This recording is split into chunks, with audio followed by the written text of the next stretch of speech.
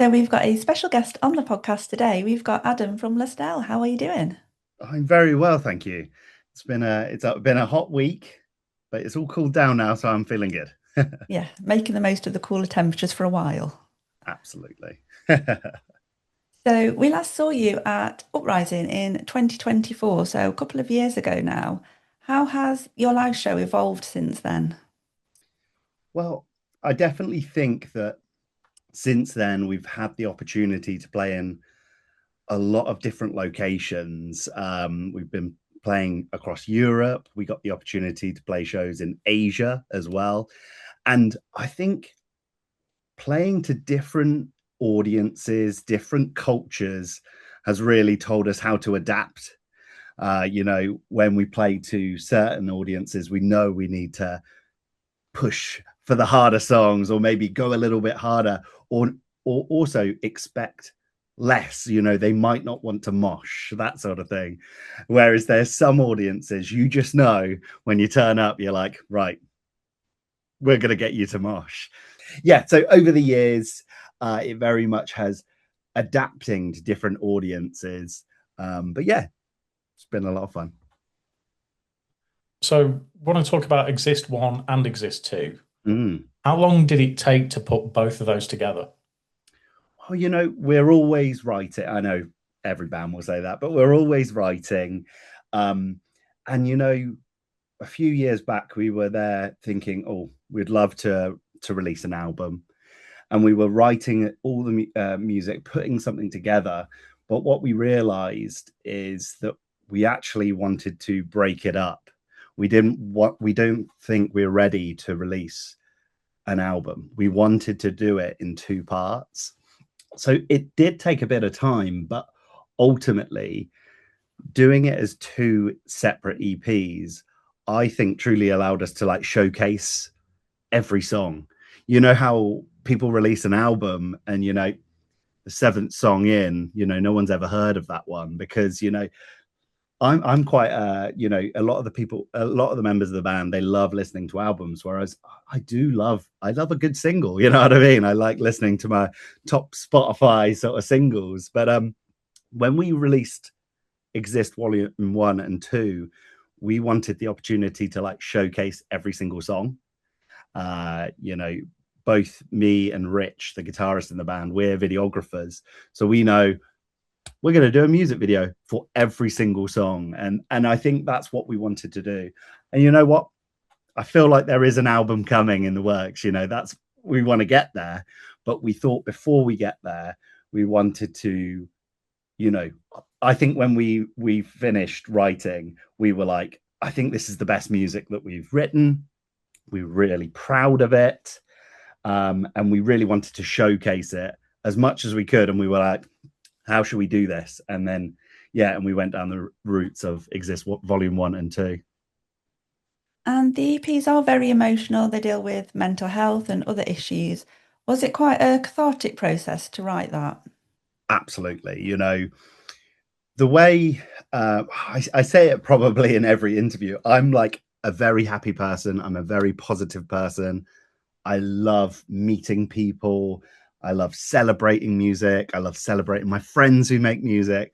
I'm a very positive person, and most of the members of the band, are positive as well. But I actually think that writing our music is that cathartic way to release your emotions, to say the things that you don't say every day. A lot of people might live thinking like that, but I think it's a way of harnessing it. And then when people come to the show or listen to their music, they can feel sad. That's fine to feel sad, to feel emotional, but I think it's harnessing it in a way that's like, in a way, I think it's sort of my release. When I get up on the stage, I'm a little bit of a different person because I'm able to release all those emotions and talk about the things that I do struggle with or that we all struggle with. And I think that's why I think we connect with people. We can still have a conversation and get to know someone, but at the same time, we still go through those struggles. We still deal with, death or mental health, or, you know, all these subjects that are like uncomfortable to talk about. You know, I wouldn't talk about that every day to someone, but I could write a song and release it through that way. So with the releases being in two parts, they were also released as one on vinyl. Yes. What do you think is the best way to listen to it, or listen to those?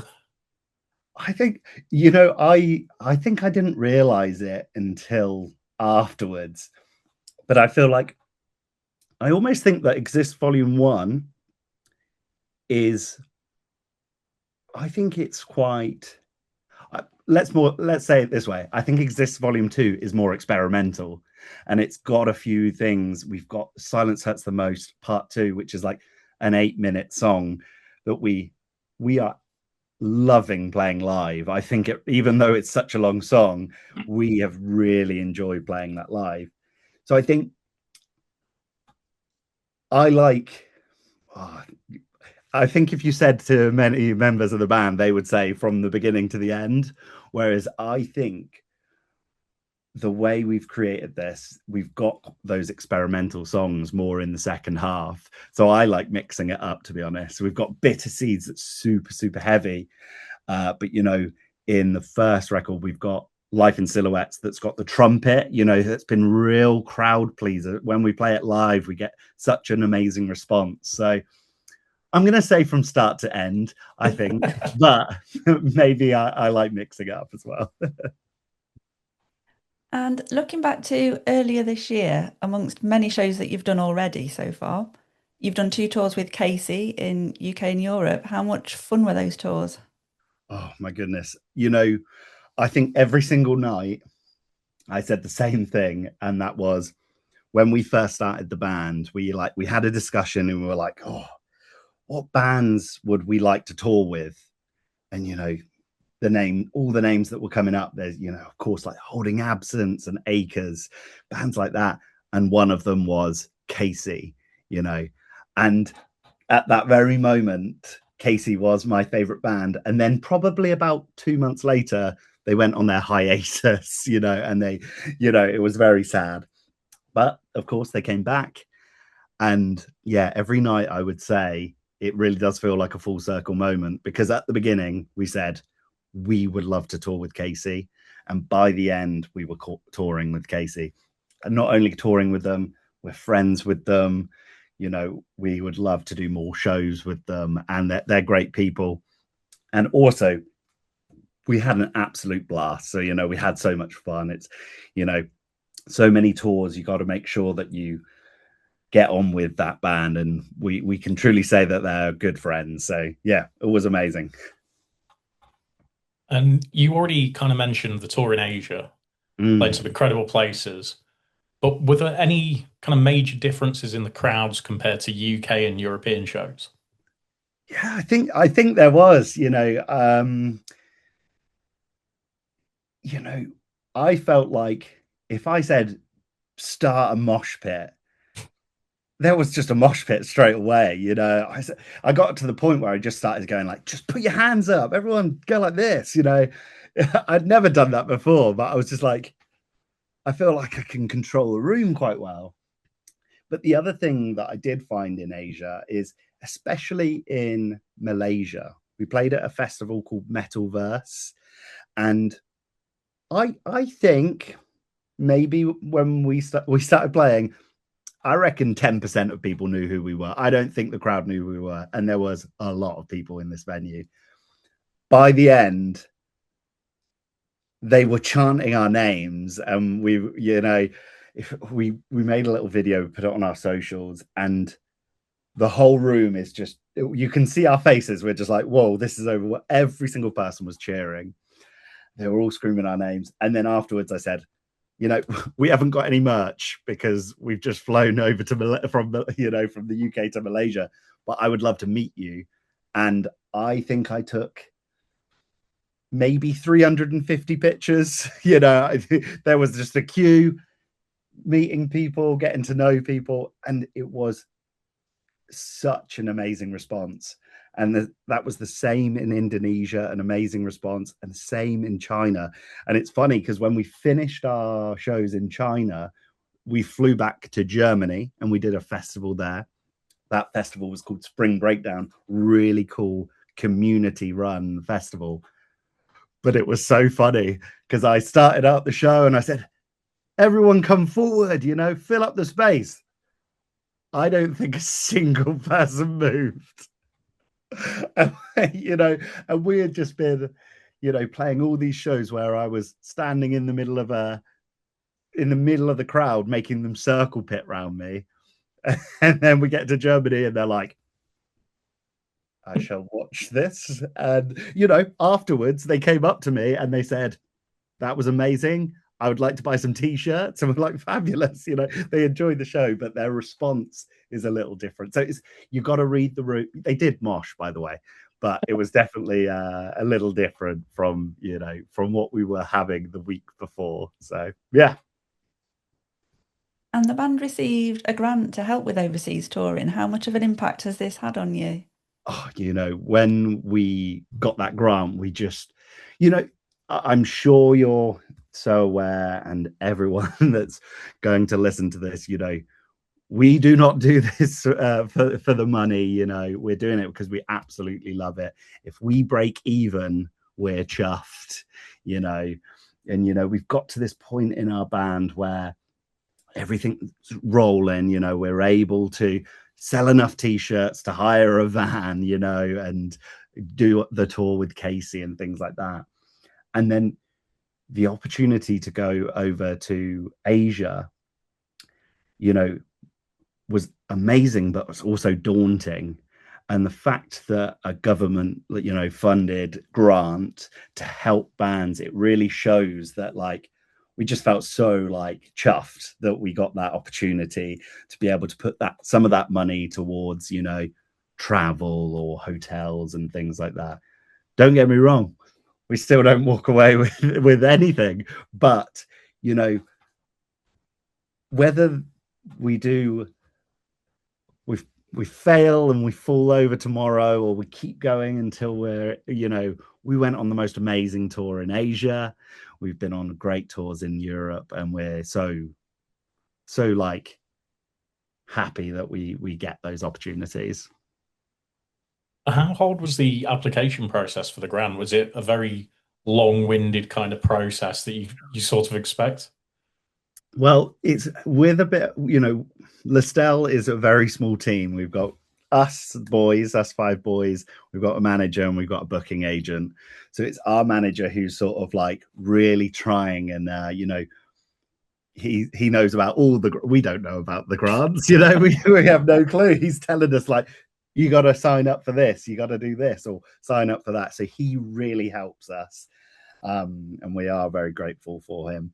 So yeah, it was, when we were talking about it, and he was like, okay, we're going to have to fill out these forms and these forms and these forms, I don't know the true ins and outs of it, but the grant that we got is not usually given to a band that's as small as us, because we're an upcoming band. We're trying our hardest to reach a bigger audience.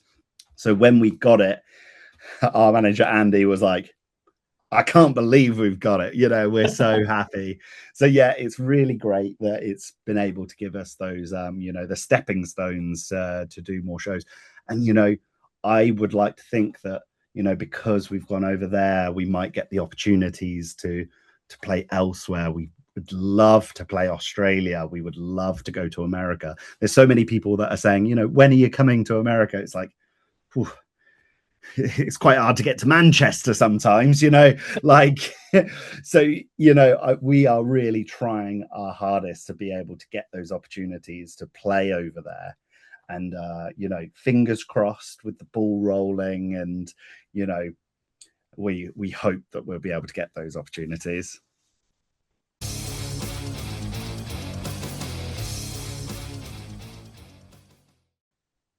Right, we're going to do some quickfire questions now. So we've got almost completely random questions for you.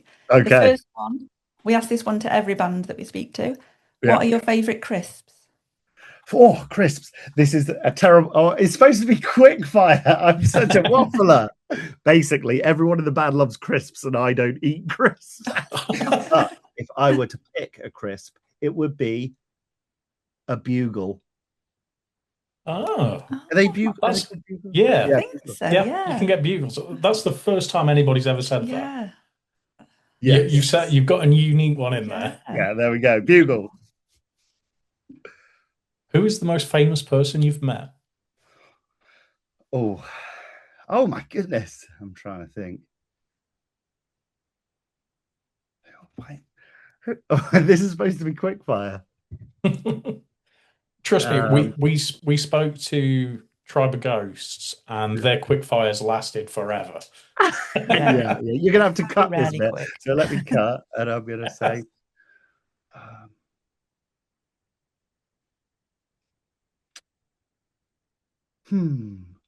Jermaine Jackson. Wow. One of the Jacksons. Yeah. That is a claim to fame. Yeah, there you go. What song do you wish you had written? Oh. Well, I think it's Mariah Carey, All I Want for Christmas Is You, because, I'd probably get a nice little paycheck on like sort of February 23rd or something, I'm going to go with that.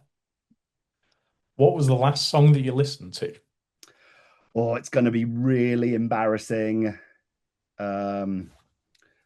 Let me look. I'll tell you right now. It's going to be a K-pop song.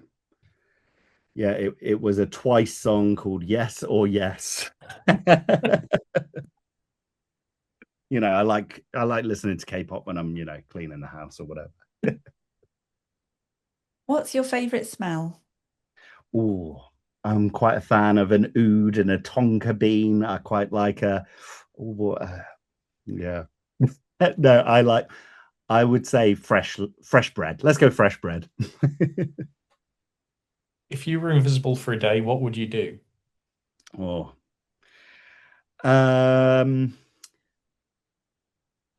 Probably trying to think of something that's not illegal, like sneaking into something. That's the first thing you think, like just like go to a concert without paying, that's terrible. Support the band. It depends how big the band are. If it's Metallica, it's fine. There you go. Yeah, we'll say go see Metallica. What is your favorite condiment?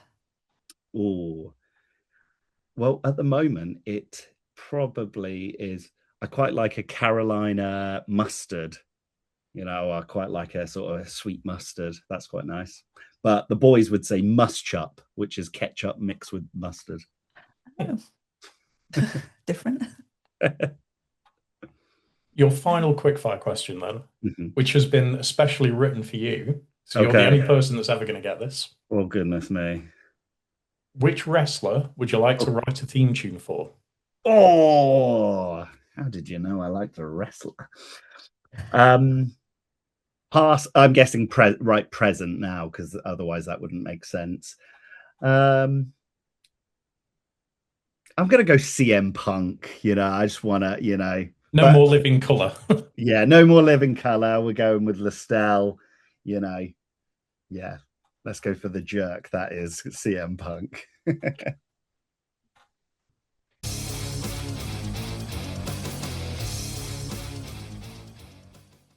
Right, that's the end of the quickfires. So we'll look ahead now and start to talk about trees. Yes. So we believe that you have been there before, but you've never actually played there. That is correct. Yeah. So is it more of an... Sorry, carry on. Sorry. No, I was just going to say, will it be more of an excited or a nervous show on that basis? Oh, I think a bit of both. You said exactly it. We've been to the festival so many times because it's one of our favorites, because it's like small but also big. It's not a massive, like when you're at download, you're sort of like, whew, this is overwhelming.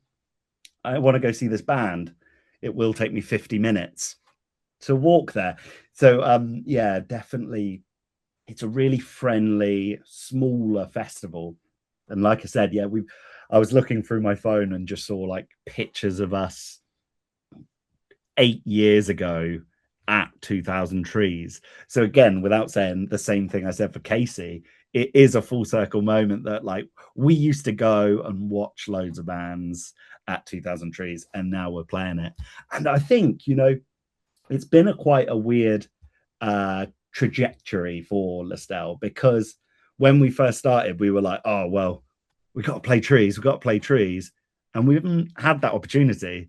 And we've played Download now. We've played in Shanghai, you know, but we haven't played 2000 Trees. So I think when we've finished the set, we're going to be taking a pen and doing a big tick box on this like goal that we wrote like 7 years ago or so. So yeah, I'm excited for 2000 Trees. It's got a little special place in my heart. Not only that, it's about 30 minutes from where my family live. So my mum and my dad are coming, I think. So it's going to be, yeah, maybe I'll have to dedicate a song to my mum. While you're playing, are you going to try getting into the pits? We know you're a fan of it. I will get in the pit if I'm allowed to. So always confirm, you know, don't like breaking the rules too much. But yeah, I just absolutely love.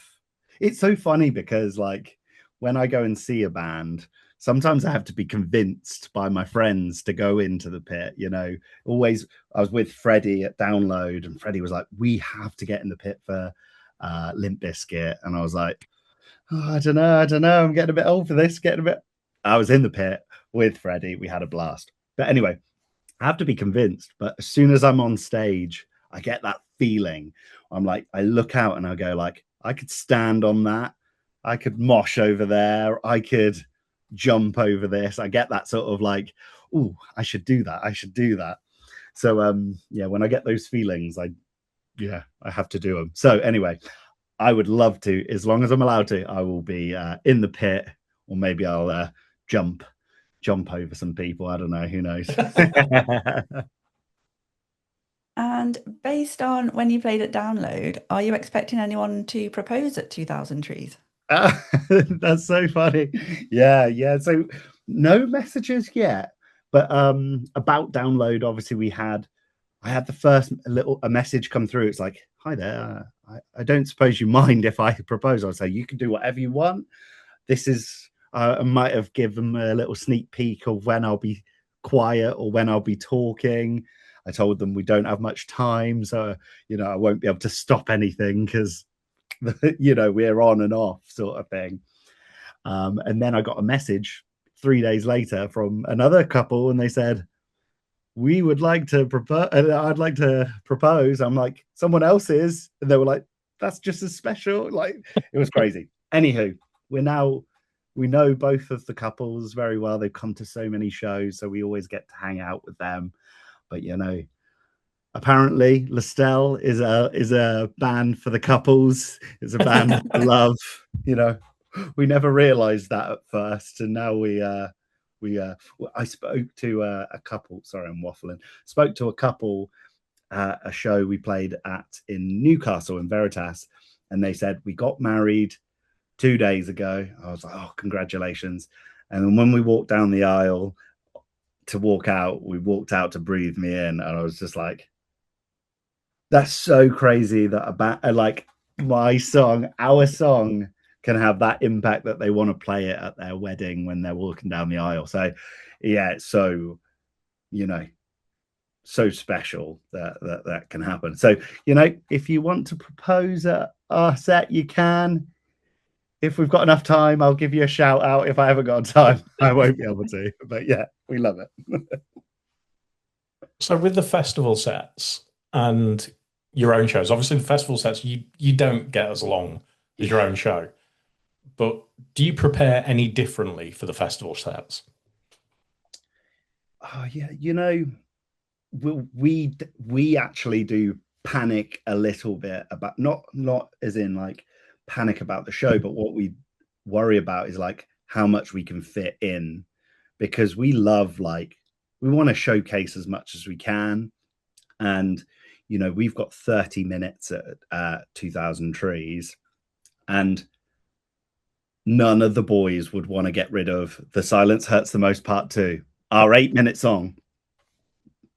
Pardon me. So that instantly means we've got to, that's 2 songs. That's, you know, we've got to make sure that we still cover all the bases of all the songs that people want to hear, what we love playing, and that sort of thing. And at Download, you know, we had a sense, because it was the Dogtooth, you notoriously get like 20 minutes, 25 minutes or so. You know, that's 4 songs, you know. So it's like, if we're going to make an impact, what 4 songs are you going to play? And that's where we actually go, oh, but we really want to play this song. We really want to play that song. So, but, you know, I think when we play a normal show or a support show or a headline show, we've got 45 minutes, we've got an hour, we've got any longer than that. We definitely take in what song, you know, went down so well with the with the audience. And then we can, when we have those 20-minute sets, when we have those half an hour sets, we can go like, you know, I know that Silence is long, but it really hits home and it really is special by the end of it. So yeah, it's just really different thought process to both of them. But, you know, I think as a band, if we can play an hour, we'll play an hour. You know, we do love just, like, you know, doing as long a set we can do, but we'll take anything. And have you finalized your set list for Trees then around Silence? Yeah. So we've got when it comes to having our set list, we sort of will prep it quite far in advance, because we kind of love, we're the type of band that doesn't like, when we first started the band, we'd finish the song, dun, dun, dun, boom, and it finished, and then it's just complete silence, and you're just sort of like, thanks so much, you know, this is the next song, we'll start the next song. But we like it to feel like a big journey. So there's like instrumentals between interludes and swells, and you know, there's a bit where before our heaviest song, and I was just like, John Joe, I want there to be throbbing bass, and I want the crowd to feel uncomfortable because it's just about to go into the heaviest song. So yeah, we definitely think about it. So we've got it prepped. We actually practiced it the other day. So yeah, we think of it in advance. We go back and forth. No, I don't want this song. I want this song. I want that song. And once we finalize it, we start thinking about those loops and interludes that might sort of make it more of a journey sort of thing. And I think I already know the answer to this, but are you going to be there all weekend? I'm not actually going to be there all weekend, but I'm going to tell you why.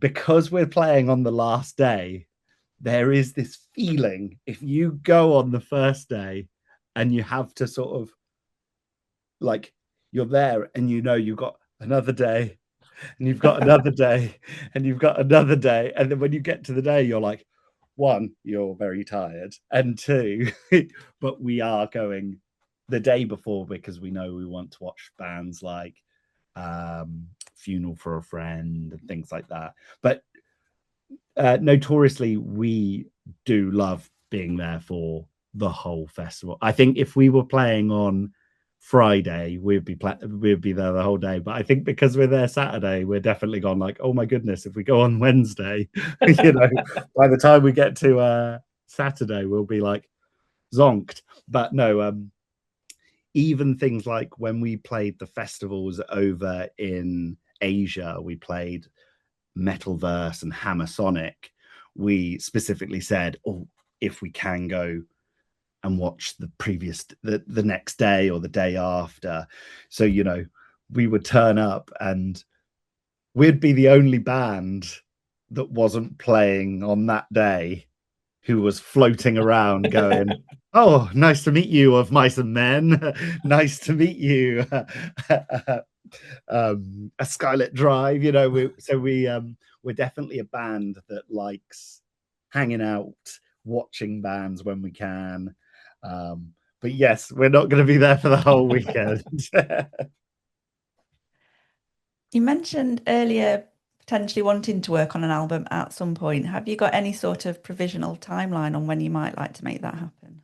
Yeah, definitely no sort of timeline yet, but we've got things in the works. Maybe sooner rather than later, I'm hoping. But we're always writing, and I think after Exist Volume 1 and 2, I think we're finding our sound each time. I think that's going to be the case for most bands. But after Exist Volume 1 and 2, I think we know what's working live, what's working. So yeah, we're writing, we've got some bits down. But yeah, so stuff will be coming pretty soon. Final question then. You are in Italy in August. Yes. And then you are back in the UK at Sanctum. Mm. What are the shows, or are there any other shows coming? Still in the works at the moment.